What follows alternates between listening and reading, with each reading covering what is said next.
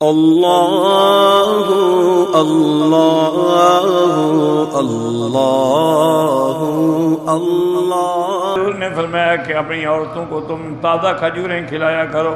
ویسے بھی یعنی ایک دفعہ مجھے یاد ہے، بہت پرانی بات ہے، اس وقت میری والدہ بھی زندہ تھیں، والد بھی زندہ تھے، تو ہم جس گھر میں رہتے تھے نا، اس گھر کے قریب میں کوئی رائل فیملی کے خاندان کے کچھ لوگ ساتھ والے مکان میں ٹھہرے ہوئے تھے۔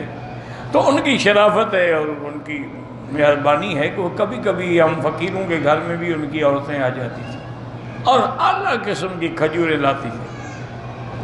رائل فیملی تھی اور پھر گسیم اور بریدہ کی کھجوریں تو دنیا میں مشہور ہیں، تو اعلیٰ قسم کھجوریں لے آتی ہیں۔ ہمارے گھر والے کوئی 2 دانے اٹھاتا، کوئی 3 اٹھاتا، انہیں کیا کر رہے ہو، کھاؤ۔ کتنا کھائیں؟ انہوں نے کہا ہم تو کم سے کم دن میں آدھے کلو سے کم تو کبھی نہیں، ورنہ 1 کلو کھاتی ہیں روز کا۔ تو انہوں نے کہا اگر تم نہیں کھاتی ہو تو پھر اپنے خاوند کے حقوق کیسے ادا کرتی ہو؟ جب تم کھجور ہی نہیں کھاتی ہو تمہارے اندر طاقت کہاں سے آئے گی؟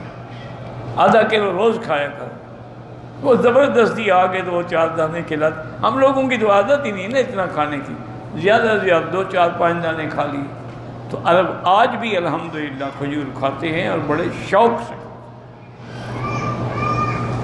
اسی لیے ان کو کسی اور دواؤں کی ضرورت نہیں ہے۔ اونٹنی کا دودھ پیتے ہیں اور کھجور کھاتے ہیں اور شہد استعمال کرتے ہیں۔ یہ تینوں چیزیں ان کو ہمیشہ 100 سال کے بھی ہو جائیں بوڑھا نہیں ہونے دیتے، وہ ہمیشہ جوان رہیں۔ بہرحال تو حضور نے بھی فرمایا کہ اپنی عورتوں کو کھجور کھلایا کرو، اگر تازہ کھجور نہ ملے چلو سوکھی کھلاؤ، کیونکہ دنیا میں اور کوئی ایسا درخت نہیں شان والا جس کھجور سے زیادہ کہ جس کے نیچے اللہ نے بی بی مریم کو پناہ دی۔ مردانہ کمزوری کے لیے کسی حکیم کے پاس جاؤ۔ پہلے میں نے ایک آدمی کو بتایا تھا، وہ مجھے ابھی تک بیچارہ خط لکھتا ہے، پریشان کرتا ہے۔ وہ مجھے ملا بیچارہ، اللہ عالم 4 5 سال پہلے کی بات ہے۔ وہ کہنے لگا کہ جی میرے ایسے حالات ہیں، اب میں کیا کروں، مجھے خطرہ ہے میری بیوی کہیں گناہ نہ کرے۔ میں بھی اس کی باتوں میں آ گیا، تو میں نے اس کو ایک نسخہ بتا دیا۔ 2 مہینے کے بعد اس نے خط لکھا، اس نے کہا حضرت مجھے تو اتنا فائدہ ہوا ہے، میری بیوی اب تنگ آ گئی ہے، میں دوسری شادی کروں۔ میں کیا کروں؟ میں نے کہا اس بیوی کو بھی وہی دوا کھلا دو، انشاءاللہ پھر تم بھی تنگ آ جاؤ گے۔ تو بیٹے اللہ کو پتہ، میرے دماغ میں صد کوئی نسخہ تھا، کسی حکیم نے بتایا ہوگا۔ ہمارے پاس تو ہر قسم کے لوگ آتے ہیں نا، اب یہ تھوڑا ہے کہ ہم حکیم ہیں یا جانتے ہیں۔